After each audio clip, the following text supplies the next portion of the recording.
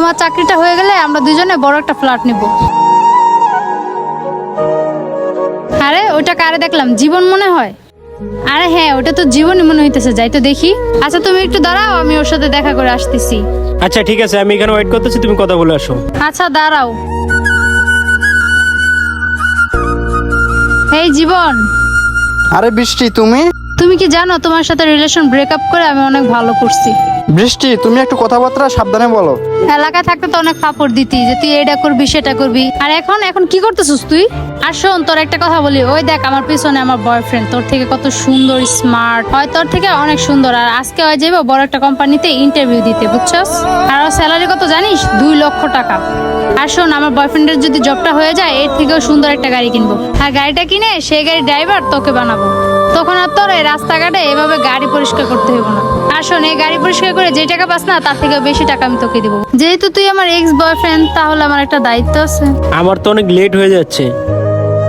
আরে বেবি, তুমি যাবা না এখন? আমার তো ইন্টারভিউ লেট হয়ে যাবে। বেবি তুমি একটু ওয়েট করো, আমি আসতেছি। শোন, ভালোভাবে চিন্তা ভাবনা করে দেখিস আমাদের কাজটা করবি কিনা। যাই হোক, আমি চলে গেলাম, আর বিষয়টা একটু ভাইবা দেখিস। আরে আমার ভাবতে অবাক লাগে, আমার এক্স বয়ফ্রেন্ড এখন রাস্তায় গাড়ি পরিষ্কার করে। বেবি, কে ছিল ছেলেটা? আর বললো না, আমাদের এলাকায় একটা ছেলে ছিল, ফাপড় মারতো সবসময়, এই করবে সেই করবে, আর এখন দেখো রাস্তার মধ্যে গাড়ি পরিষ্কার করতেছে। আরে এইসব ছেলেরা এরকমই বড় বড় কথা বলবে, নানান ধরনের, এটা করবো ওইটা করবে। আরে বাদ দাও তো এসব কথা, চলো আমরা চলে যাই। চলো যাই। আগে না কত ভাব ধরতা। কি ব্যাপার, বৃষ্টি আমার সাথে এমন করলো কেন? দাঁড়া, ওরে এখনই ফোন দিয়ে ওর দেমাগটা আমি ভাঙিয়ে দিতেছি, একটু পরে বুঝতে পারবে যে আমি কে।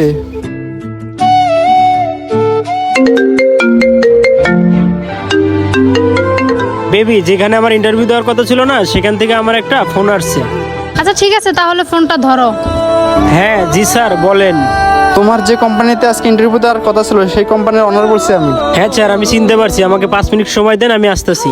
তোমার ইন্টারভিউটা আজকে ক্যান্সেল করে দেওয়া হয়েছে, আর তোমার জবটা অন্য কাউকে দেওয়া হয়েছে। আর স্যার এটা কি বললো? আচ্ছা বেবি, তুমি একটু দাঁড়াও, আমি কথা বলে আসতেছি।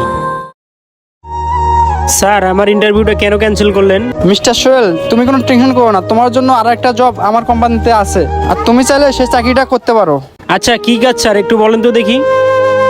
তেমন কোনো কষ্টের কাজ না, প্রত্যেক মাসে তোমাকে 3 লাখ করে টাকা দেওয়া হবে। কি স্যার, 3 লাখ টাকা? আমার গাড়ির জন্য পার্সোনাল একজন ড্রাইভার লাগবে, তুমি যদি চাও সেই জবটা তুমি করতে পারো। কি বলতেছেন স্যার, আমি তো ইঞ্জিনিয়ার নিয়ে লেখাপড়া করেছি, ড্রাইভারি কেন করব? আরে ইঞ্জিনিয়াররা তো সব ধরনের কাজ করতে পারে, আর চাকরি ছাড়া কে তোমাকে 3 লাখ টাকা দেবে? স্যার এটা কি বললো, কিছু বুঝলাম না তো আমি।